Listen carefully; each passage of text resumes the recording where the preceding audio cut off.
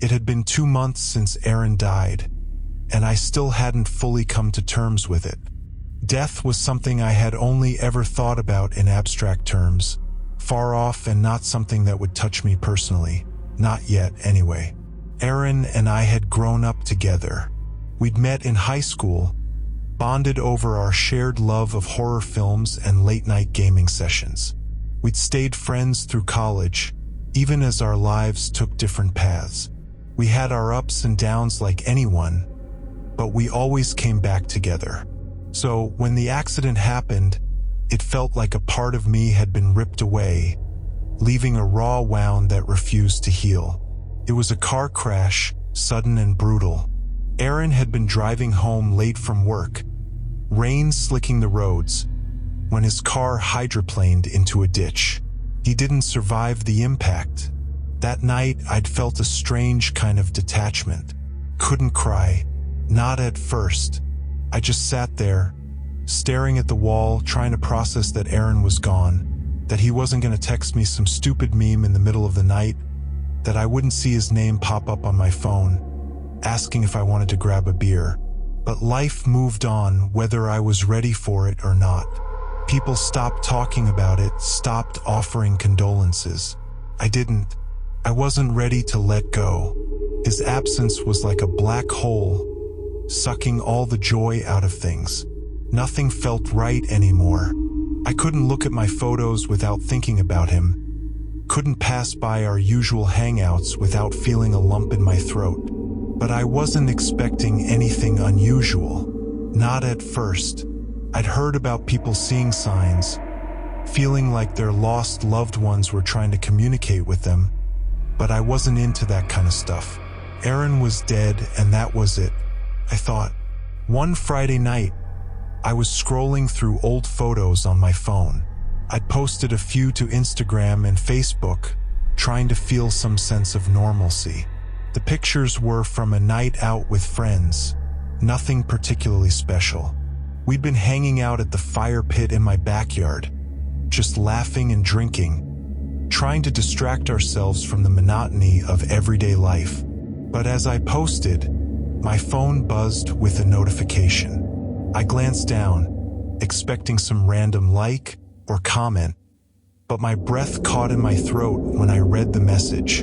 Auto tag, Aaron Jones detected in your recent photo. I stared at the notification, my mind racing. Aaron Jones, my dead best friend. It had to be a glitch. I downloaded this app a while back, some facial recognition software that automatically tagged people in my photos. It worked well enough, linking faces across platforms to make social media easier to manage. But this wasn't supposed to happen. Still, I couldn't stop myself from opening the app. My hands were shaking, and my heart pounded in my chest. The photo that had triggered the notification was just an ordinary snapshot of the night by the fire pit. Me, Lisa, and Tom, sitting in lawn chairs with beers in hand, mid-laugh. But the tag was floating over an empty space, a spot between Lisa and me where no one was sitting. The hairs on the back of my neck stood up. I tapped the tag, expecting the app to crash or reveal some kind of error, but instead, Aaron's name appeared, along with a faint image, his face. It wasn't part of the photo, not in the way it should have been. It was like his features were barely there, a shadowy outline hovering in the dark space between us, like a reflection in glass. At first, I thought it might be a trick of the light. Maybe the shadows had aligned in a way that the algorithm mistakenly identified as a face. But the more I looked, the more unsettling it became. The face was definitely Aaron's, but it was off, blurry, distorted, like it had been caught halfway between existence and nothingness. I clicked out of the photo, my pulse racing. It had to be a bug. I convinced myself that the app was just malfunctioning, that it still had Aaron's data from old pictures and had gotten confused. But the nagging feeling in my gut wouldn't go away. Felt wrong. The kind of wrong that sticks with you, crawls under your skin and settles in the pit of your stomach. I tossed my phone aside, forcing myself to ignore it. I didn't mention it to anyone. What was I going to say? Hey, my dead best friend just got tagged in a photo by an AI? Sounded insane.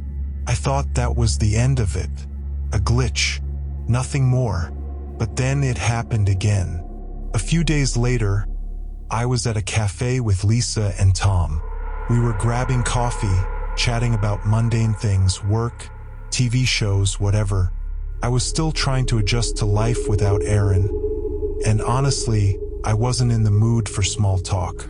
I snapped a quick picture of the three of us, more out of habit than anything, and posted it to Instagram. Within minutes, my phone buzzed. Auto tag. Aaron Jones detected in your recent photo. I nearly dropped my phone. My hands went cold. Slowly, I opened the notification, dreading what I might see. It was the same as before. A completely ordinary photo of the three of us sitting at a table, except this time, the tag floated over the chair next to Tom. An empty chair. I stared at the image, my heart pounding. I didn't want to click on the tag. I didn't want to see what was there, but I couldn't stop myself. I tapped it.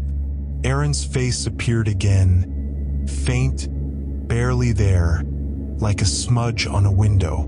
This time his eyes seemed wrong. They were too dark, too deep, like they were hollow, or maybe just looking into something far beyond the world of the living. My throat tightened, and I quickly closed the app, shoving my phone into my pocket as if that would make it go away. For the rest of the day, I couldn't focus. My mind kept drifting back to the photo, to that empty chair and the way Aaron's face seemed to emerge from the shadows, as if he were sitting there with us, just out of reach. I told myself it was just my imagination, that grief was playing tricks on me, but deep down, I didn't believe it. There was something wrong with these photos, something I couldn't explain, or so I thought. That night, I lay in bed, staring at the ceiling, my phone resting on the nightstand like a ticking time bomb. Every time it buzzed, I flinched, half expecting another notification, another reminder that Aaron's ghost, or whatever this was, wasn't done with me yet. But no more notifications came. I didn't sleep much that night.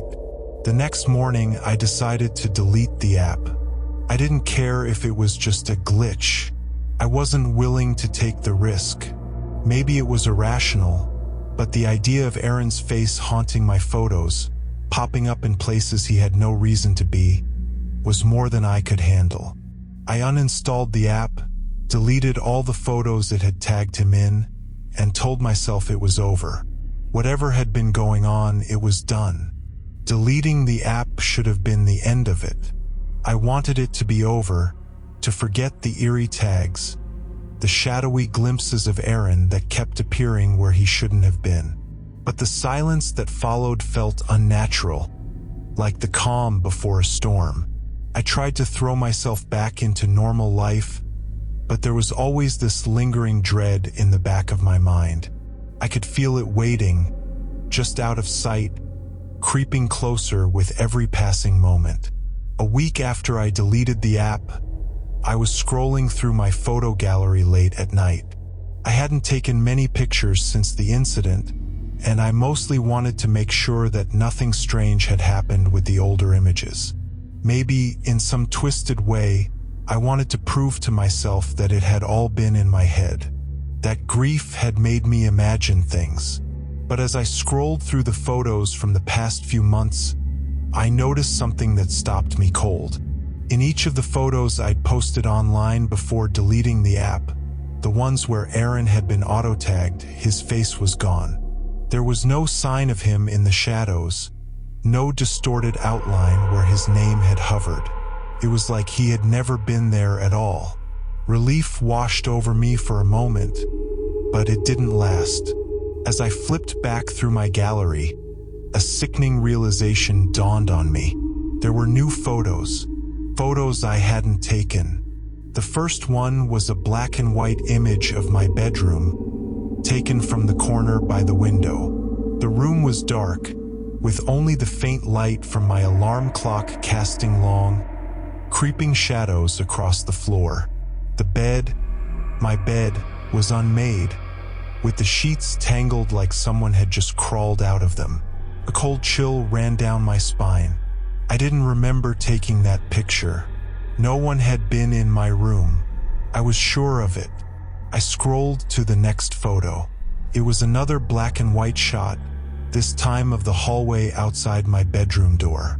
The angle was low, as if someone had crouched down to take it, capturing the dimly lit hallway stretching out into darkness. I stared at the picture, my heart racing. The feeling of being watched grew stronger, like someone had stood right there, just beyond the threshold, waiting for me to notice them. I was about to close the gallery when my finger slipped, and the screen jumped to the next image. My breath caught in my throat. It was a close-up shot of my face. The photo was grainy, like it had been taken through a filter or maybe even a screen, but there was no mistaking it. It was me, lying in bed, eyes closed, my face bathed in the faint glow of my phone. The angle suggested the photo had been taken from just inches away. I was frozen. I hadn't taken this. There was no way.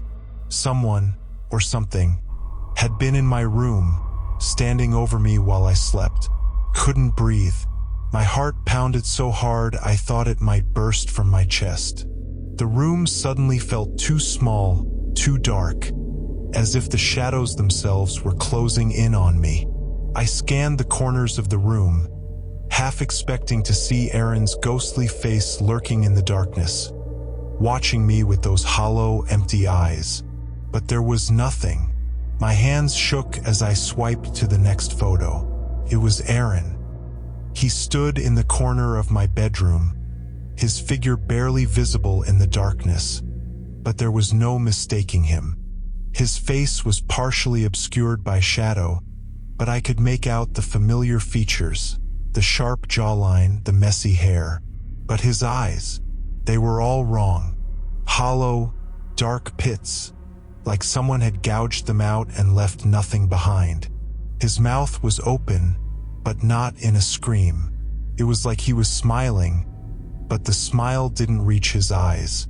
It was grotesque, twisted, as if his face had been stretched in ways it shouldn't have been. I dropped my phone, scrambling to the edge of the bed. My breath came in shallow gasps as I scanned the room again, certain I would see him standing there, watching me from the shadows. But the room was empty, eerily silent. My phone lay on the floor, the screen still glowing faintly with the image of Aaron's disfigured face. I didn't want to pick it up. I didn't want to see whatever else might be waiting in my gallery. But I couldn't just leave it there. With trembling hands, I grabbed the phone, quickly swiping to the next image. It was another picture of Aaron, this time closer. He was standing in the middle of the room, his body half turned as if he had been moving toward the bed.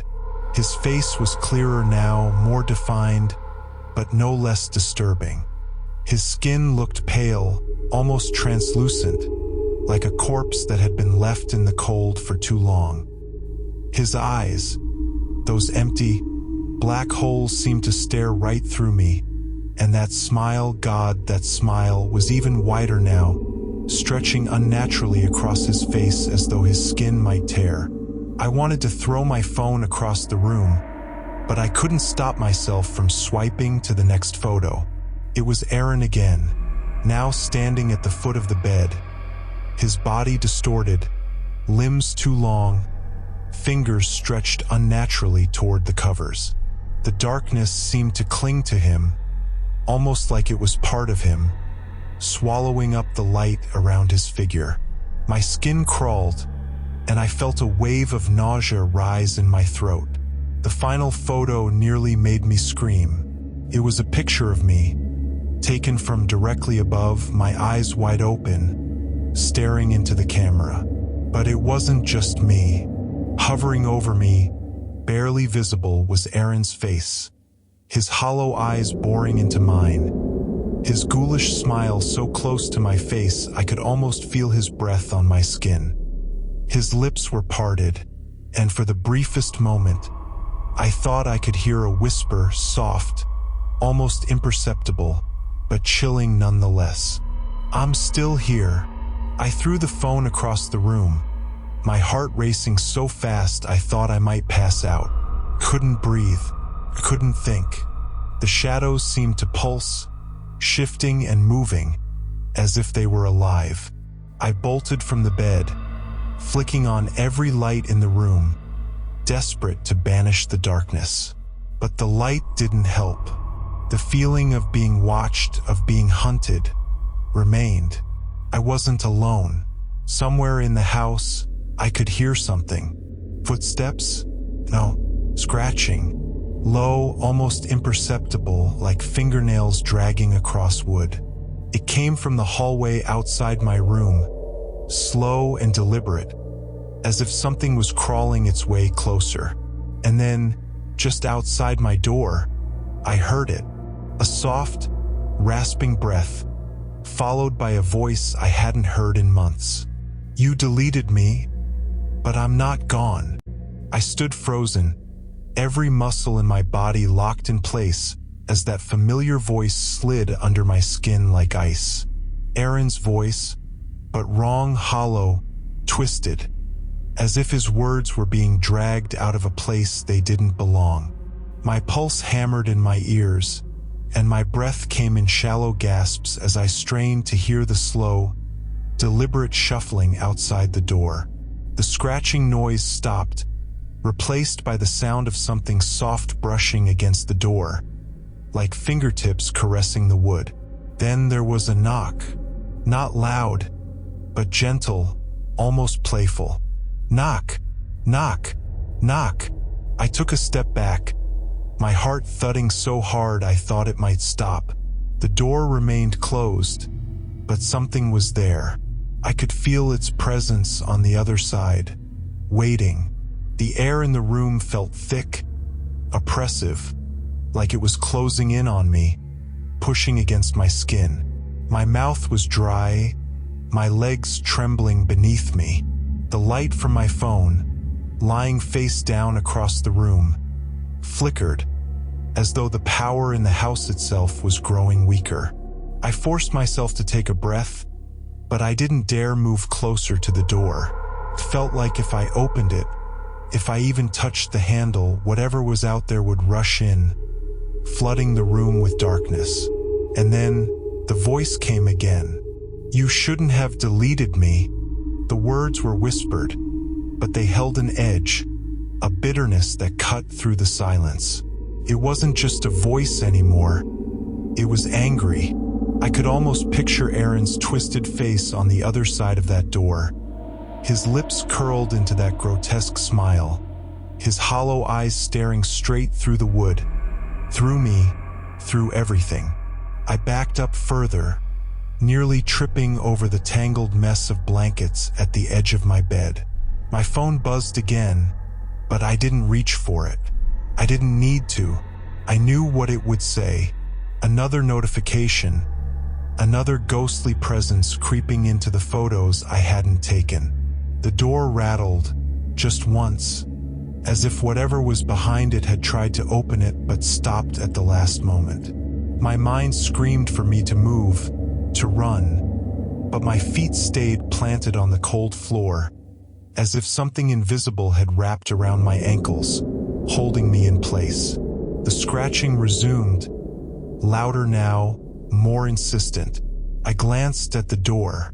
The shadows under it shifted, moved, as though something was pressing up against the light from the hallway, distorting it.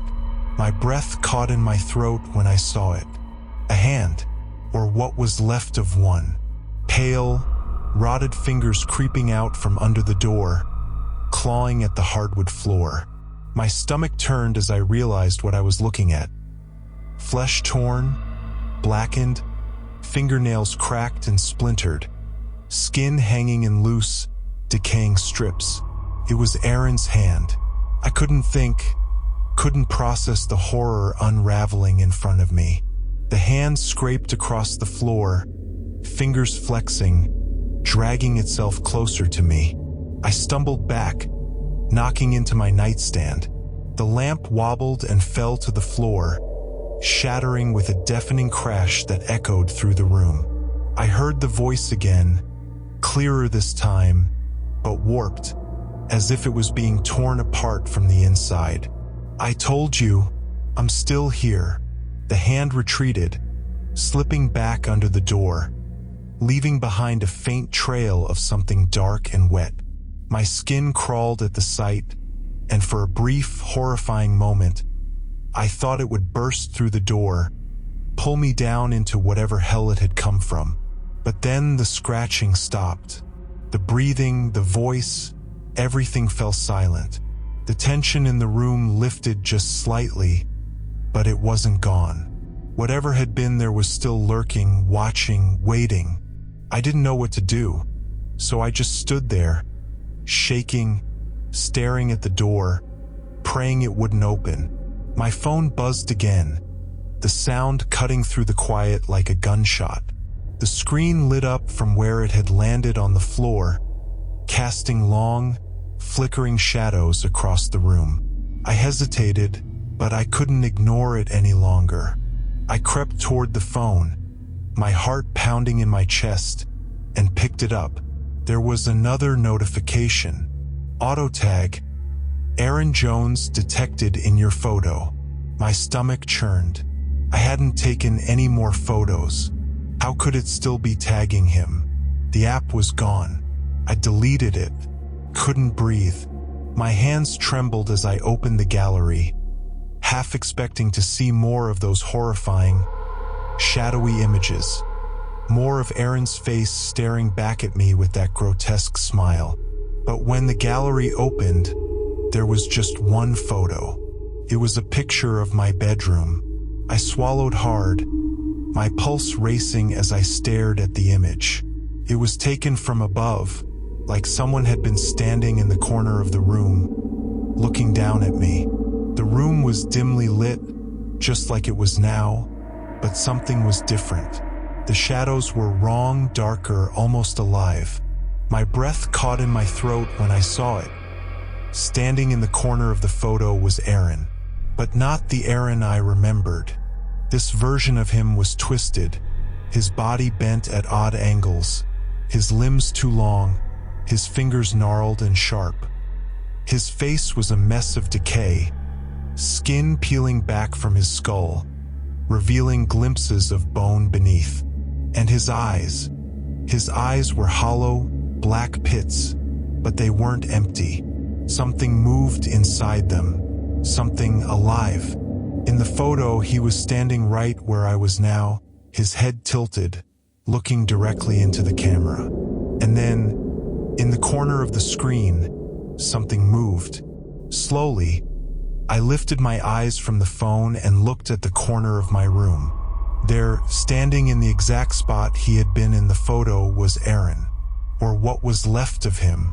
He didn't move at first, just stood there, his body unnaturally still, that same grotesque smile stretching across his decayed face.